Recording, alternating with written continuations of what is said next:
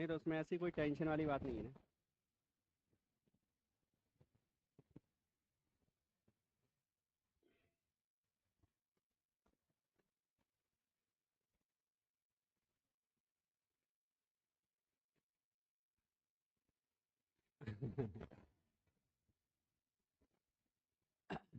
देखो, principle of superposition. Principle of superposition में क्या आएगा हमारे पास में? अब इसका पूरा प्रोसेस समझो। ये एक्स एक्सिस न्यूमेरिकल्स कल किए थे हमने ना इसके, एक्स वाई जेड। हमें क्या करना है, यहाँ पर एक पार्टिकल या एक चार्ज पार्टिकल है सपोज उस Q1, और उसका पोजीशन वेक्टर R1 वेक्टर हो गया। ऐसे एक दूसरा कोई चार्ज पार्टिकल यहाँ पर रखा है Q2, और उसका पोजीशन वेक्टर है R2। ऐसे ही बहुत सारे होंगे। कहाँ तक होंगे? सपोज n तक। तो Qn तक हम लेके चल रहे हैं, और इसका पोजीशन वेक्टर हो जाएगा Rn। अब हमें क्या करना है, इसमें से किसी एक चार्ज पर फोर्स चाहिए। तो 1 2 से लेके एन तक कोई भी एक चार्ज ऐसा जिस पर हमें क्या कैलकुलेट करना है? फोर्स। अब फोर्स कैलकुलेट करने का प्रोसेस क्या है? जैसे 1 पे निकालेंगे तो 1 पे कौन लगाएगा? 2 3 4 एन तक। 2 पर निकालेंगे तो 1 लगाएगा, 3 लगाएगा, 4 लगाएगा, इस तरह से होगा। अब ऐसा हो गया, जैसे ऐसे सोचो जैसे चार्जेज हो तुम सब। तो तुम में से क्या करना है, एक चार्ज पे फोर्स निकालना है। तो अब किस पे निकालेंगे? तो अब वही प्रॉब्लम आ सकती है ना कि एक पे हम अगर फोर्स निकालेंगे तो वो कहेगा हम ही क्यों पकड़ लिया सर। तो ऐसा करते हैं, सड़क पे से किसी को ले आते हैं। तो वो तो अब वो अपना है ही नहीं ना, वो तो सड़क पे से उठा के लाए। तो एक अलग से चार्ज लेके आते हैं, और उसे हम बोल देते हैं टेस्ट चार्ज, जो सिर्फ इसी को चेक करने के लिए एक तरह से बुला रहे हैं कि भाई कितना फोर्स लगेगा। अब बाहर से आया तो कोई दोस्ती दुश्मनी की कोई बात ही नहीं है। तो Q0 पे फोर्स कौन लगाएगा? Q1 पहले, फिर Q0 पे कौन लगाएगा? Q2, फिर Q3, Q4, और कहाँ तक? n तक। तो total force, force on test charge, test charge पर जो फोर्स होगा वो होगा हमारे पास F0। किसके इक्वल होगा? टेस्ट चार्ज पे फोर्स लगाएगा पहले 1, फिर कौन लगाएगा? 2, फिर ऐसे ही चलते जाओ, और कहाँ तक लगने वाला है? और इन सब का क्या होगा? वेक्टर।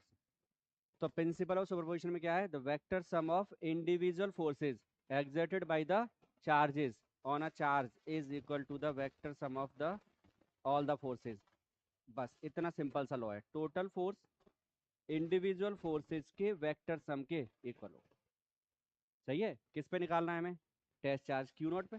अगर हम 1 पे निकाल रहे होते यहाँ पर तो F1 होता। F1 पे कौन लगाता? 2 3 4 लगाते जाते एन तक निकालते। समझ गए इस बात को? इसे हम सॉल्व कर लेते हैं थोड़ा सा और। देखो, हमने क्या किया, टोटल हमें फोर्स चाहिए। इसका वैल्यू पुट करो के Q0 Q1 upon R0 1 cube और R0 1 पर। फॉर्मूला था हमारा क्या? F इजुगल टू था के Q1 Q2 upon R square. यही है। लेकिन हम जब वेक्टर फॉर्म बनाते हैं तो यहाँ पर क्या आ जाता है? आर कैप, और कैप को जब हम हटाएंगे तो आर वेक्टर अपॉन आर आएगा, इसलिए वहाँ क्यूब लिखा है हमने। ठीक। तो ये था तुम्हारा फॉर्मूला। अब प्लस दूसरा, के Q0 Q2 upon R2 cube और R2 पर वेक्टर, प्लस चलते जाओ कहाँ तक जाना है? n तक। के Q0 Qn upon R0 n cube और R0 n पर। देख लो, फॉर्मूला यही कि 1 2 अपॉन यहाँ 1 और 2 के बीच की डिस्टेंस।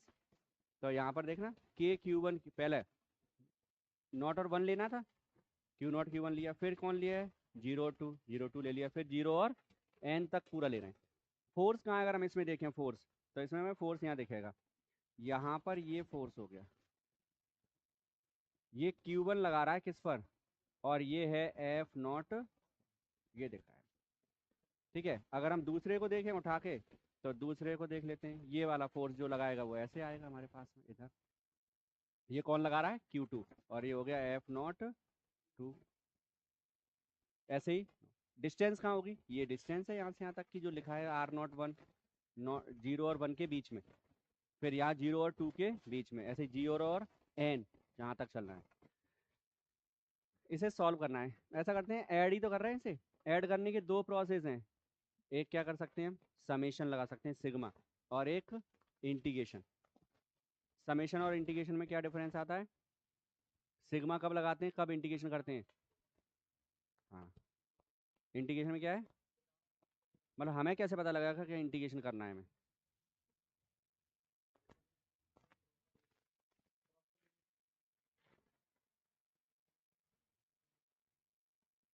ये मेन डिफरेंस है क्या, कि जो समेशन जब हम लगा रहे हैं तो मतलब वैल्यूज हमें काउंटेबल होंगी कि यहाँ है 10 हैं 20 हैं 25 हैं, पता है। और जब हम इंटीग्रेशन की बात करते हैं तो इंटीग्रेशन क्या है कि इसका एक एलिमेंट्री छोटा सा मास पार्टिकल ले लिया हमने इतना, अब इसका टोटल मास बताओ। तो जो छोटा सा मास पार्टिकल तुम ले रहे हो उसकी वैल्यू तो तुम्हें पता नहीं है, जब उसकी वैल्यू नहीं पता तो कितने पार्टिकल्स हैं वो भी नहीं पता।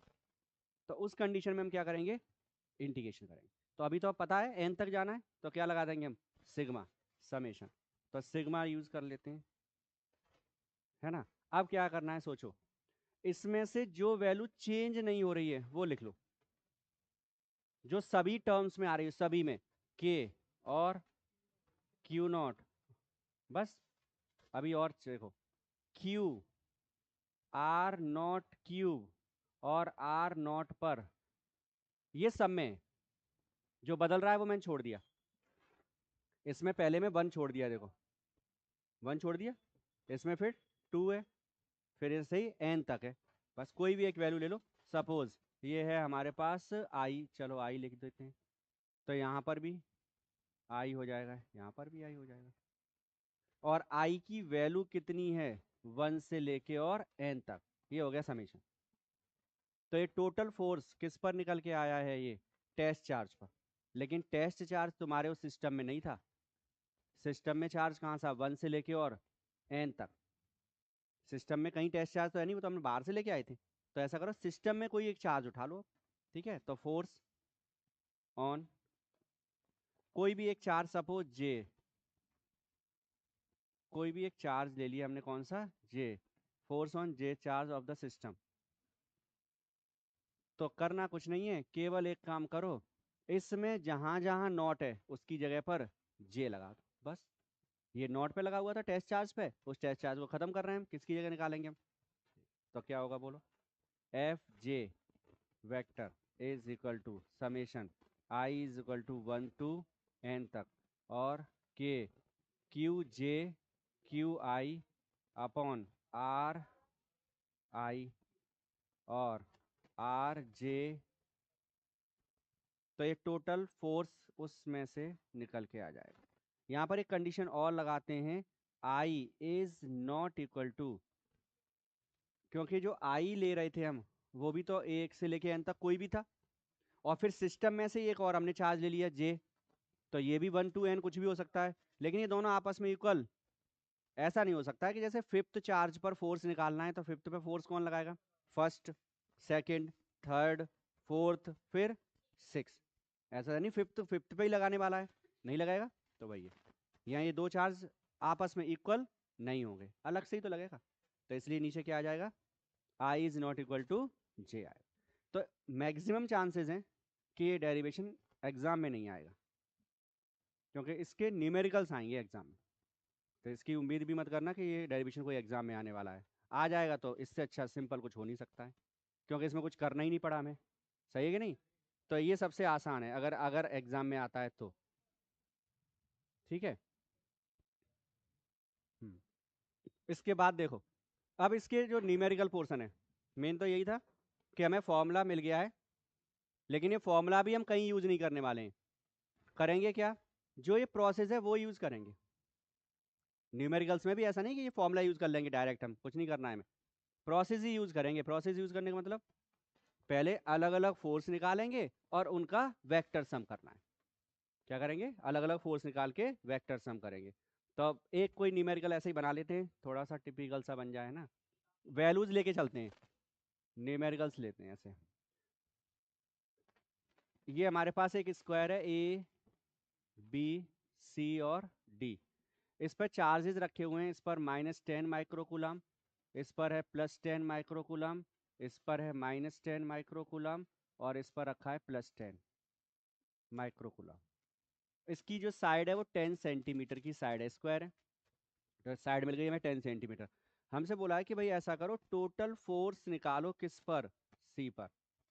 तो सी पर फोर्स कौन लगाएगा, ए बी और डी, तीनों अलग अलग निकालते हैं। एफ ए सी, उल्टा कर दें। हाँ, क्या होगा, एफ सी ए। सी पर कौन लगा रहा है, ए लगाएगा। किस डायरेक्शन में जाएगा, ऐसे जाएगा। ये हो गया एफ सी ए। वैल्यू के Q1 Q2 ऐसे लिख देते हैं इसके हिसाब से, QC QA अपॉन RCA का स्क्वायर। मैग्नीट्यूड तो चाहिए, वेक्टर का कोई काम ही नहीं है अभी। ये हो गया K। QC की वैल्यू 10, सब 10 ही है, तो क्यू स्क्वायर कर ले रहे, बाद में वैल्यू रख देंगे। ठीक है, तो ये क्या हो गया, Q square upon RCA। RCA क्या होगा, साइड रूट 2। हाँ, तो बाद में देखेंगे, ये हमारी क्या है, इसकी साइड। आर स्क्वायर आना है, आर की वैल्यू यहां से यहां तक की जो डिस्टेंस है वो होगी 10 अंडर रूट। तो हम अभी साइड रूट 2 से ही चल रहे हैं, और इसका क्या करके चल रहे हो तुम,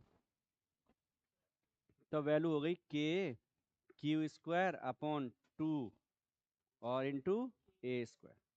तो अभी हमारे पास एफ सी आ गया एक। अब ऐसे ही बी वाला, ये वाला निकालो।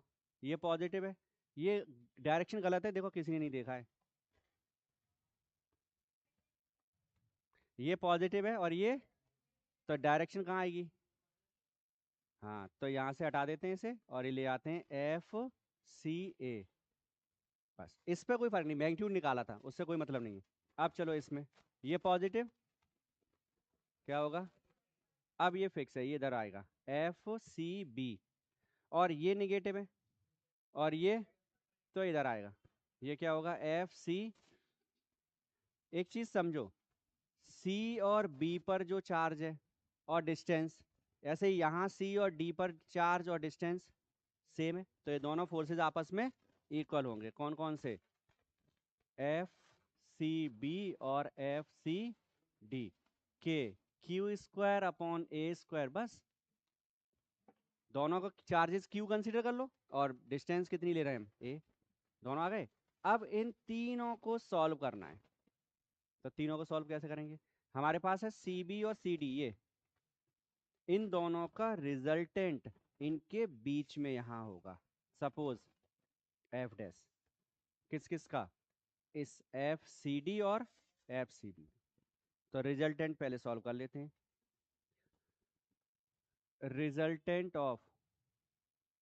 Resultant force of F C B and F C D, तो ये होगा F dash is equal to under root में आ जाए F C B square plus F C D square plus zero लिख दें, 2 एफ सी डी और into cos theta. तो यहाँ पर ब्रैकेट में मैं ऐसे लिख देता हूँ याद रखने के लिए, कॉस 90 आने वाला है, इसलिए डायरेक्ट हमने जीरो कर दिया उसे, क्योंकि इन दोनों के बीच में जो एंगल है वो 90 है, इन दोनों के बीच में।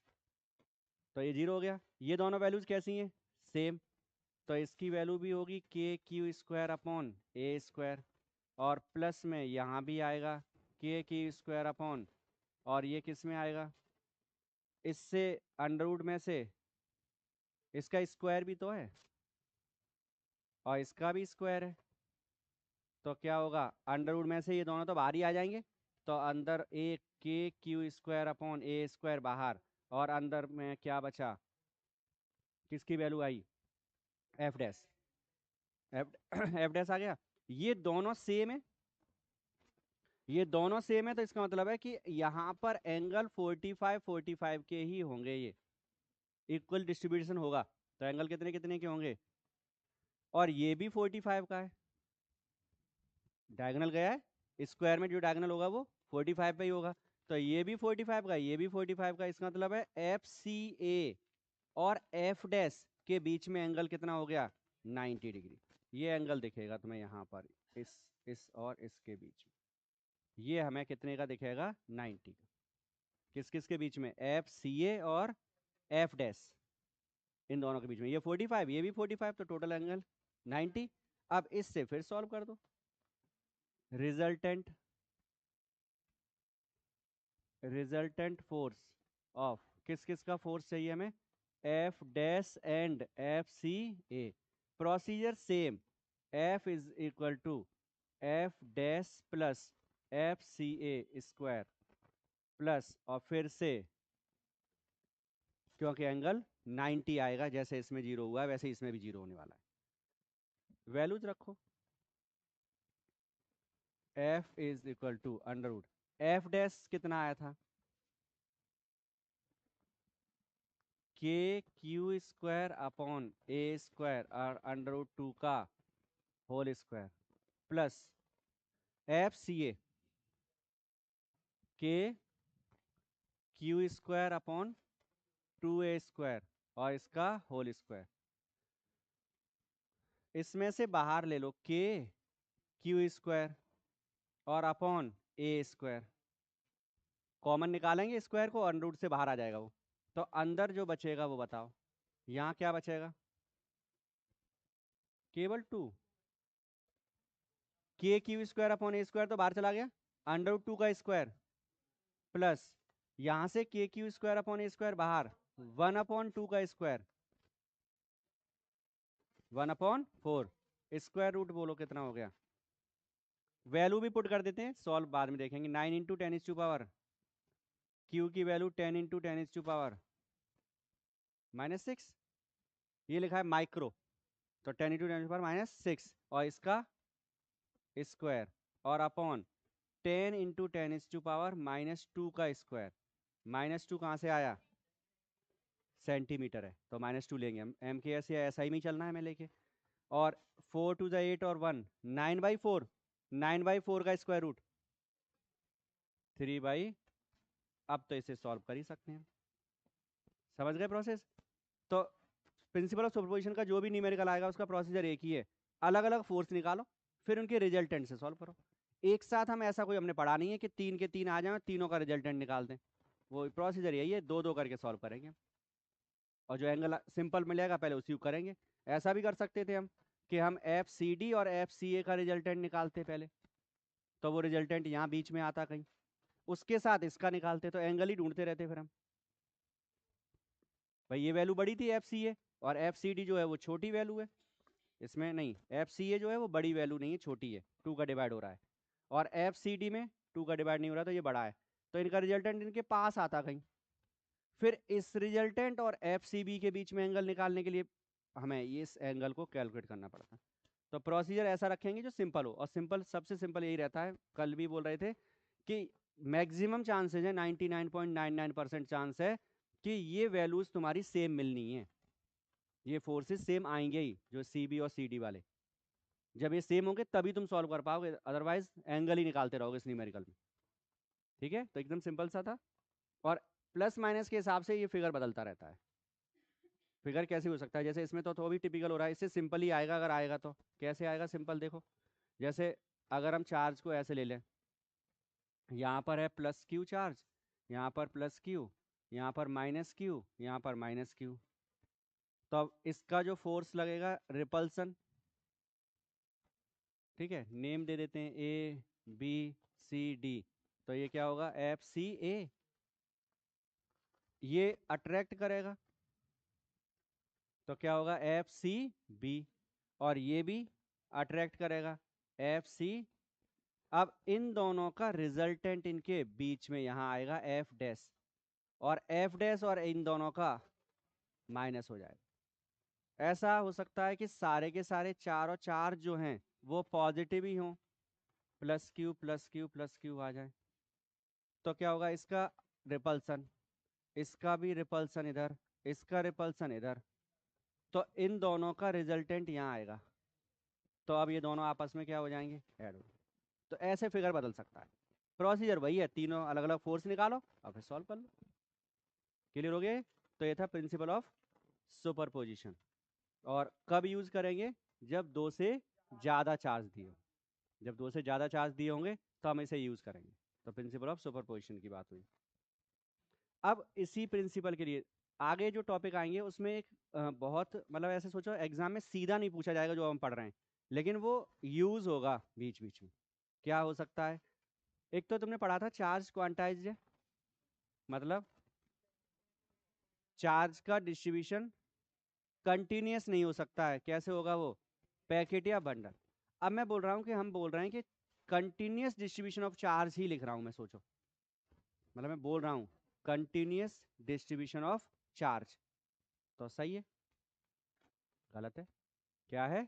कंटिन्यूअस डिस्ट्रीब्यूशन ऑफ चार्ज गलत है। क्यों? चार्ज पैकेट या बंडल की फॉर्म में डिस्ट्रीब्यूट होता है। सही है बात? लेकिन मैं बोल रहा हूँ नहीं, टॉपिक है हमारा जो हमें पढ़ना है अब, कंटिन्यूअस डिस्ट्रीब्यूशन ऑफ चार्ज। अब सही करो इसे।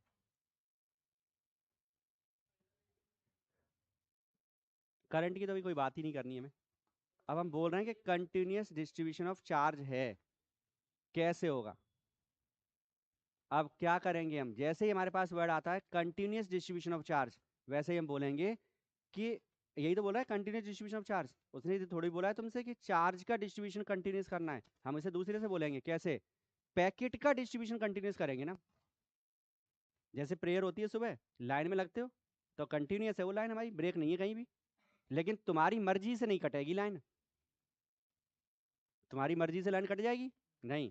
गिनोगे कि 10 बच्चे इधर निकल जाओ, 15 इधर, ऐसा थोड़ी 10:30 निकल जाओ। कहाँ से काट के भेजोगे इसे एक को? तो वो पूरा पैकेट ही चेंज होगा वहां पे। सही है? जैसे पूरी लाइन लगी है 20 की, अगर हमें मान लो कंटिन्यूस है एक लाइन सीधी सीधी, तो क्लियर हो गया कि लाइन का डिस्ट्रीब्यूशन कैसा है? कंटिन्यूस। लेकिन कैसा है वो? डिस्क्रीट या पैकेट्स हैं वहां पर। एक पैकेट अलग, मतलब एक बच्चा अलग खड़ा है, फिर दूसरा बच्चा अलग खड़ा है, तीसरा अलग खड़ा है, लेकिन है वो कंटिन्यूस। सही है? तो कंटिन्यूस हो गया। कैसे? अब हम वर्ड यूज करेंगे कंटिन्यूस डिस्ट्रीब्यूशन चार्ज का मतलब क्या हुआ? कि क्वांटाइज्ड चार्ज का डिस्ट्रीब्यूशन कंटिन्यूस किया है। क्या कर दिया है? क्वांटाइज्ड चार्ज का डिस्ट्रीब्यूशन कैसा है? कंटिन्यूस। तब हम बोलेंगे उसे कंटिन्यूस डिस्ट्रीब्यूशन ऑफ चार्ज। उसमें हमें पढ़ना क्या है? उसमें हमें पढ़ना है चार्ज डेंसिटी। ये है मेन टॉपिक हमारा। डिस्ट्रीब्यूशन में चलते हैं। सबसे पहले हम पढ़ेंगे लीनियर डिस्ट्रीब्यूशन।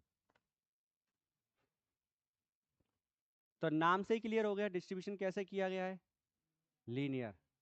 यानी कि कुछ भी लाइन होगी, ऐसा भी नहीं कि स्ट्रेट लाइन होगी तो ही है डिस्ट्रीब्यूशन, तो मैं ऐसे बना दूं। बस हमें क्या करना है? पैकेट रखते जाओ इस पर, इस तरह से पैकेट रखते जा रहे हैं, तो ये डिस्ट्रीब्यूशन कैसा हो गया? लीनियर। ठीक है, तो डेफिनेशन क्या बन गई? When distribution of charge, distribution of charge is along a line, along a line। तो अगर लाइन के अलॉन्ग हो रहा है तो वो डिस्ट्रीब्यूशन कैसा होगा? लीनियर डिस्ट्रीब्यूशन ऑफ चार्ज होगा। इस फिगर को पूरा करते हैं, यहाँ पर ले लेते हैं। ये पॉजिटिव चार्ज हो गया। अब हमें फोर्स निकालना है इसमें। फोर्स कैसे? सपोज ये इसकी लेंथ का तो पता नहीं, कितनी भी लेंथ हो सकती है इसकी, तो हम क्या करेंगे, यहाँ पर एक छोटा सा पोर्शन लेंगे लेंथ का। जब हम छोटा सा पोर्शन लेंगे तो उसे हम बोलेंगे डीएल, एल लेंथ का छोटा सा। अब सोचो, हाँ हाँ, अब सोचो यहाँ पर जो लेंथ एल है, डीएल लेंथ जो ली है तुमने, उसमें टोटल चार्ज जो होगा उसका एक छोटा सा पार्ट होगा। तो छोटा सा पार्ट के लिए क्या लिखोगे? चार्ज कितना होगा उस पर? D Q. इससे आर डिस्टेंस पर सपोज यहाँ पर एक कोई पॉइंट है पी, जिस पर पॉजिटिव चार्ज रखा हुआ है। सोच लो, यहाँ पर एक वर्ड यूज करते हैं जो हम पीछे यूज किया था, टेस्ट चार्ज। और टेस्ट चार्ज को हमेशा हम पॉजिटिव लेके चलते हैं सभी। तो उससे क्या होगा? सबकी डायरेक्शन सेम रहेगी। अगर कोई नहीं कहे कि हम नहीं सर ऐसा करो, टेस्ट चार्ज को क्यू नॉट है उसे नेगेटिव ले लो, और कोई उसे कैसा लेने लगे, तो ये डायरेक्शंस बदलने लगेंगी, सबकी अलग अलग फिगर बनेंगे सबके। तो इसलिए वो फिक्स किया गया कि टेस्ट चार्ज को हम कैसा लेके चलेंगे? पॉजिटिव ही लेंगे। तो यहाँ पर क्यू नॉट है टेस्ट चार्ज, तो ये इस पर फोर्स लगाएगा, टेस्ट चार्ज पे फोर्स लगेगा, कैसा होगा? रिपल्सन। किधर जाएगा? इसी डायरेक्शन में इधर की तरफ बढ़ता हुआ जाएगा। इस फोर्स को हम क्या रखेंगे? एफ के इस तरह से लिखें, क्योंकि लगाने वाला कौन है? बहुत छोटा सा पार्ट। उतना फोर्स लगाएगा तो वो फोर्स भी बहुत छोटा सा ही होना है, तो वो डी एफ आ जाएगा। डिस्टेंस हमारे पास है ही, तो फोर्स का फॉर्मूला लगा सकते हैं, force on test charge. Test charge पे फोर्स निकाल रहे हैं, टेस्ट चार्ज ड्यू टू किससे निकाल रहे हो तुम? D Q charge. किससे निकाल रहे हैं हम? डी क्यू चार्ज से। तो फोर्स होगा D F is equal to K. Q1 Q2 आता है, तो अब हमारे पास है Q0 और DQ। Q1 Q2 हो गया, दो चार्ज कौन कौन से? एक Q0 और एक अपॉन आर स्क्वायर। नहीं, distance between Q0 and DQ कितनी है? R। तो अपॉन में क्या आएगा? R square. और R पर कैप लगाएंगे। अगर यहाँ क्यूब लगाओगे तो वेक्टर आएगा। वास्तव में आर कैप ही आना है ये, तो आर कैप आ गया। अब हमें ये पता लग जाए डी क्यू कितना है, तो हम इसे आगे सॉल्व करेंगे। इसको कैसे पता लगाएंगे? इसे यहीं छोड़ देते हैं और उसके लिए हम इसकी स्टार्टिंग करेंगे।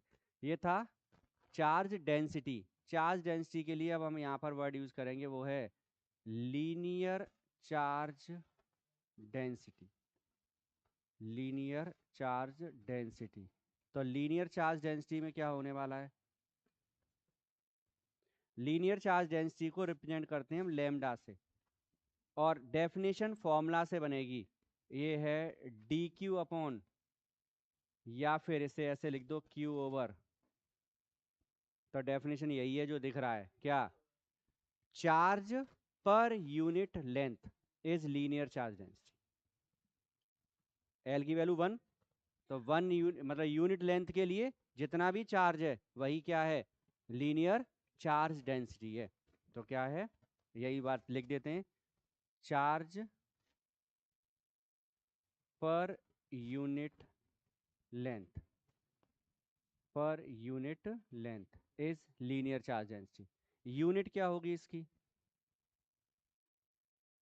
सही है, कूलाम पर मीटर यूनिट बन जाएगी इसकी। अब इससे डी क्यू की वैल्यू मिल गई तुम्हें, lambda D L. D Q कितना आ गया?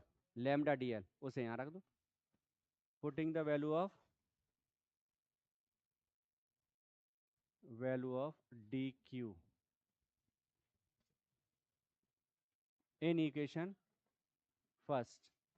तो आएगा D F vector is equal to K Q not lambda D L upon R square and R पर। सही है, K Q not D Q की वैल्यू कितनी है? Lambda D L upon R square और आर पर कैप। अब total force चाहिए तो इसका इंटीग्रेशन कर दो, कुछ नहीं करना है। इंटीग्रेशन ऑफ पूरा formula K Q not lambda D L upon R square R पर, जो लगे कांस्टेंट है उसे बाहर ले लेंगे, आंसर आ जाएगा। लेकिन इंटीग्रेशन किसके रेस्पेक्ट हुआ है? लेंथ के, तो इसलिए क्या लगा देंगे हम? एल लगा देंगे। तो इसे हम बोल देते हैं लीनियर इंटीग्रेशन किया है हमने, लाइन के अलॉन्ग इंटीग्रेशन किया है, इसलिए क्या लगा दिया है? एल। अब जैसे के है क्यू नॉट है, ये कांस्टेंट है, बाहर निकाल लो, नहीं तो यहीं छोड़ दो। लिमिट नहीं है, ये सिर्फ ये शो कर रहा है कि इंटीग्रेशन का मतलब जो वैल्यू है वो किसके रेस्पेक्ट कैलकुलेट की है तुमने? लेंथ के अलॉन्ग, बस। तो इसे लीनियर इंटीग्रेशन बोल देते हैं। ठीक है, तो क्या कंडीशन हुई कि जब चार्ज का डिस्ट्रीब्यूशन कैसे किया है हमने? लाइन के अलॉन्ग किया है, तो उसे हम क्या बोलते हैं? Linear distribution of charge. अब ऐसे ही ऐसा भी तो हो सकता है, जैसे अभी क्या था, एक लाइन लगाई थी प्रेयर में, उसी प्रेयर में क्या होता है, पूरे ग्राउंड में खड़े हो तुम, तो अब सरफेस पर आ गए तुम, एरिया हो गया एक तरह से, वो ग्राउंड का एरिया हो गया, इतने एरिया में खड़े हुए हैं, तो वो सरफेस चार्ज डिस्ट्रीब्यूशन हो गया। वो क्या होगा? वो सरफेस चार्ज, जैसे लीनियर चार्ज डिस्ट्रीब्यूशन था, वो क्या हो जाएगा? Surface charge distribution. तो सरफेस चार्ज डिस्ट्रीब्यूशन में क्या होगा? हाँ, सेकंड हो जाएगा surface charge distribution. Surface charge distribution में उसमें हमने लिखा था कि कैसे इंटीग्रेशन किया है हमने उसका, ये distribution of charges along a line. उस लाइन की जगह वहां पर हम सरफेस यूज कर सकते हैं। क्या यूज करेंगे? सरफेस। तो लिख नहीं रहे हैं, अपने आप ही करेंगे इसे। अब फिगर बना लेते हैं बस हम, कि सपोज हमारे पास कोई एक सरफेस है, इस पूरे में चार्ज का डिस्ट्रीब्यूशन हो गया इस तरह से, ये डिस्ट्रीब्यूशन ऑफ चार्ज हो गया सरफेस के अलोंग। यहाँ पर एक छोटा सा कोई एक पोर्शन ले लो, उसका एरिया ले लेते हैं कितना? डी ए, और उस पर चार्ज भी लिख देते हैं डी क्यू। तो एरिया हो गया डी ए, और चार्ज कितना है इस वाले पोर्शन का, ये जो पोर्शन दिख रहा है हमें, ठीक। अब इससे आर डिस्टेंस पर पॉइंट पी, और पॉइंट पी पर कौन रखा हुआ है, टेस्ट चार्ज। ये पॉजिटिव चार्ज इसे क्या करेगा, रिपेल। कितना फोर्स आएगा, डी एफ। वही सेम प्रोसीजर चलेगा। बस एक नया वर्ड जो तुम्हें याद रखना है वो क्या है, surface charge density. Surface charge density. Surface charge density को रिप्रेजेंट करते हैं हम सिग्मा से, और सिग्मा इज इक्वल टू होता है D Q over D A. या फिर सिंपली क्या लिख सकते हैं, तो क्या होगा definition, charge per unit area. उसमें था पर यूनिट लेंथ, इसमें क्या हो जाएगी, पर यूनिट एरिया। यूनिट क्या बन जाएगी इसकी, कूलाम पर मीटर स्क्वायर। यूनिट क्या होगी, कूलाम पर, बाकी सब उसमें से ही नकल मारोगे। थर्ड, हाँ, वॉल्यूम चार्ज डिस्ट्रीब्यूशन। अब डिस्ट्रीब्यूशन किस में हो रहा है, वॉल्यूम। बताओ जरा कोई इसका एग्जांपल। दो तो मैंने बता दिए, एक लाइन वाला बताया, एक, हाँ। अब बताओ वॉल्यूम में कोई एग्जांपल।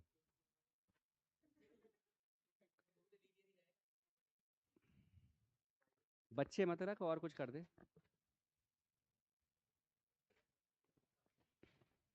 क्या, अब मतलब रखना नहीं है, रखा हुआ कहीं देखा हो वो बताओ।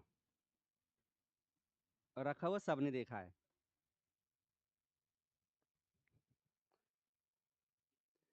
अरे कोल्ड स्टोर में जाओगे, आलू के पैकेट रखे हैं वो सब, वो वॉल्यूम में ही डिस्ट्रीब्यूटेड हैं वो सब।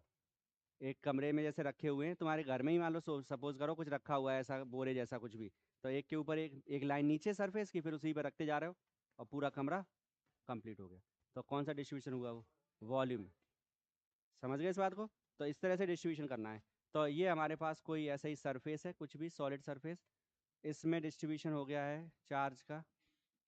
अब हम एलिमेंट्री लेंगे, छोटा सा पोर्शन, वो हम क्या ले लेंगे यहाँ पर, सपोज क्यूब या क्यूबॉइड। इस तरह से सिलेंडर बना दो, कुछ भी बना लो, दिखे 3D जैसा फिगर, उसका वॉल्यूम हो जाएगा।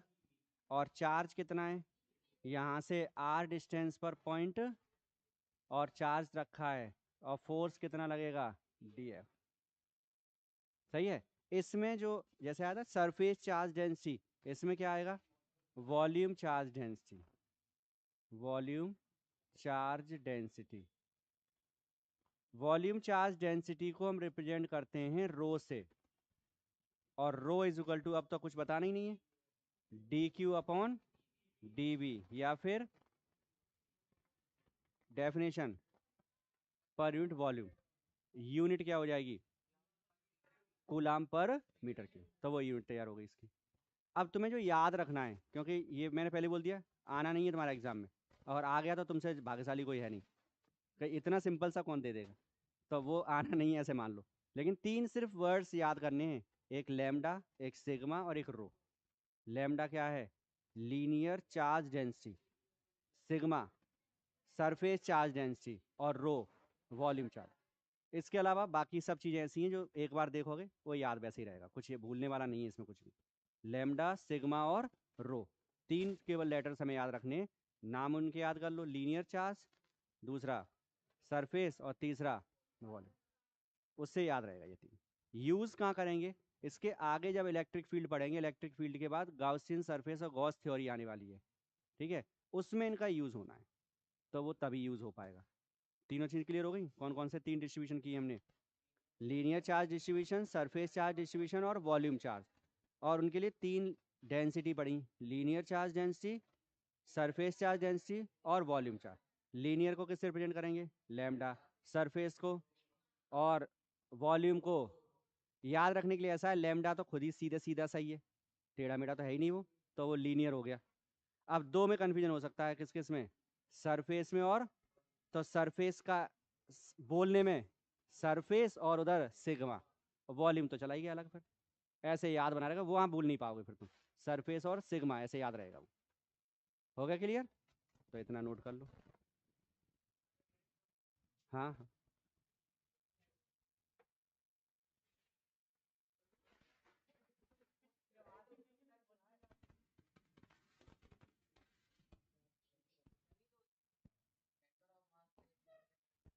हाँ कुछ